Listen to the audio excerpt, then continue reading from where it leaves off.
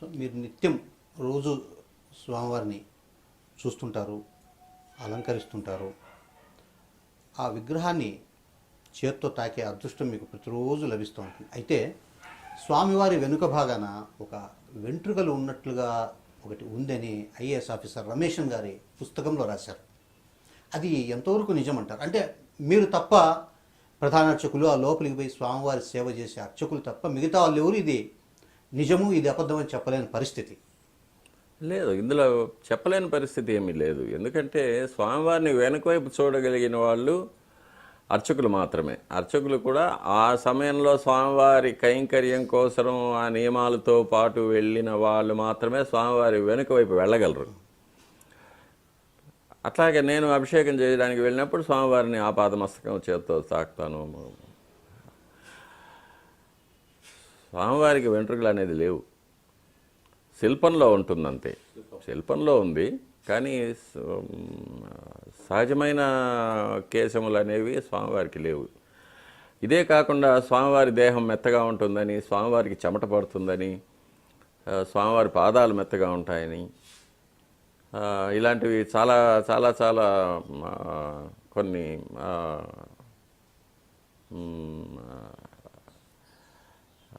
కొన్ని విషయాలు భక్తుల మధ్య చలిస్తూ ఉంటాయి.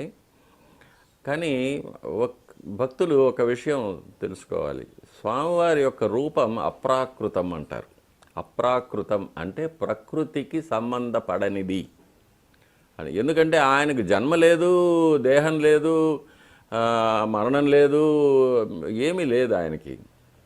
కాబట్టి ఆయనకు మానవ సహజమైన కేశములు కానీ, చెమట కానీ, దేహం మెత్తగా ఉండడం కానీ, ఇవన్నీ ఆయనకు మనం ఆపాదించలేము. ఎందుకంటే ఇవన్నీ కూడా అశాశ్వతమైనవి. మానవ దేహం అశాశ్వతం, పంచభూతాల్లో కలిసిపోయేది. కాబట్టి వెంట్రుకలు అనేది కూడా కెరటిన్ అనే సబ్స్టెన్స్తో తయారు చేయబడిన ఒక సెల్ గ్రోత్, అది సైంటిఫిక్గా. కాబట్టి అవన్నీ కూడా మానవ దేహానికి సంబంధపడినవి. కానీ స్వామివారికి దేహం లేదు, అప్రాకృతం అంటారు. కాబట్టి అది స్వామివారికి ఆపాదించడం మన మౌఢ్యం. అంటే రమేష్ గారు రాసింది మానవులకు ఉండే వెంట్రుకలను కాదు, విగ్రహానికి వెనుక భాగంలో వెంట్రుకల లాగా అది ఉంది స్వామివారికి. ఇప్పుడు మనకు మామూలుగా ముఖబింబం ఉంది, నేత్రాలు ఉన్నాయి, నాసిక ఉంది, అద్భుతమైన ఒక చిరునవ్వు మొహం మీద,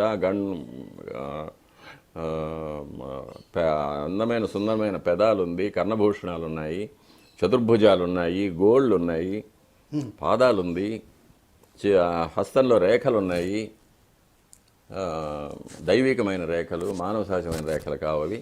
ఇలాంటివన్నీ ఉన్నాయి. అవన్నీ కూడా శిల్పంలో సహజంగా ఏర్పడినవి. అవి స్వామివారి యొక్క దేహం స్వయం వ్యక్తం అంటారు.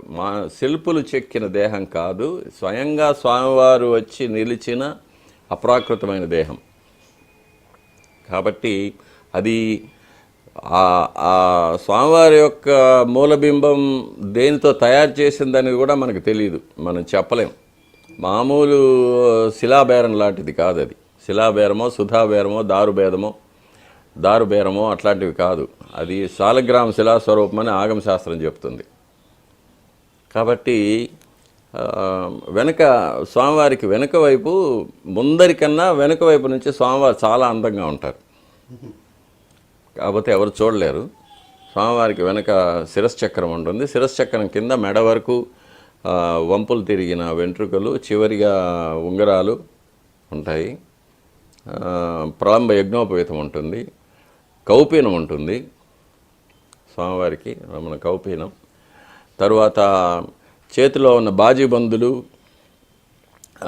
మెడలో ఉన్న కంటె, చిన్న కంటె, పెద్ద కంటె, వీటన్నిటినీ కట్టిన పట్టు దారాల యొక్క కుచ్చులు కూడా ఉంటాయి స్వామివారికి.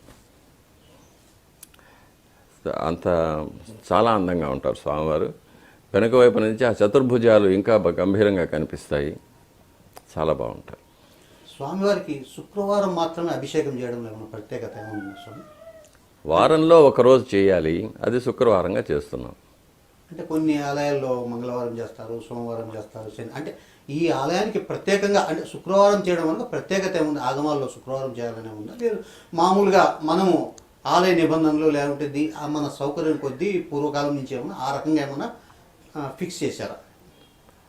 వారంలో ఒకరోజు స్వామివారికి అభిషేకం చేయాలి. అభిషేకం చేయాలంటే స్వామివారికి చాలా పెద్ద కార్యక్రమం. ఎందుకంటే స్వామివారు ధరించి ఉన్న తిరువాభరణాలన్నీ తీసేయాలి, పచ్చకర్పూర నామం తీసేయాలి, తర్వాత స్వామివారికి ఒళ్ళంతా పునుగు తైలకాపు చేయాలి, తర్వాత స్వామివారికి అభిషేకం చేయాలి. అభిషేకం చేసిన తర్వాత తిరిగి స్వామివారికి అలంకారం చేయాలి, తిరువాభరణాలన్నీ పెట్టాలి.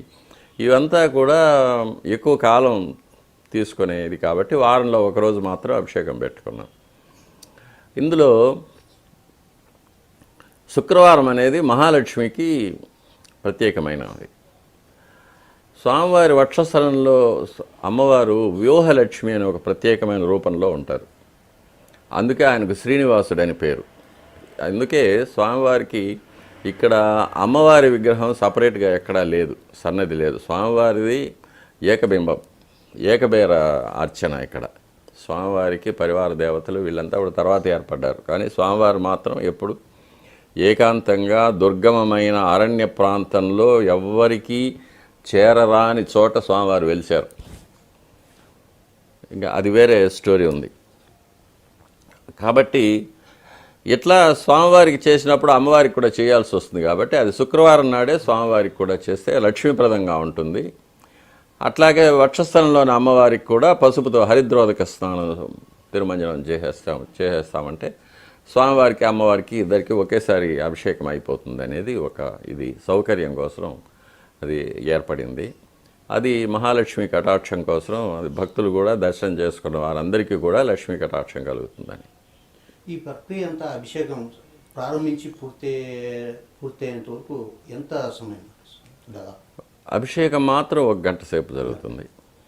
4:30 నుంచి 5:30 వరకు జరుగుతుంది. తర్వాత నిజపాద దర్శనం.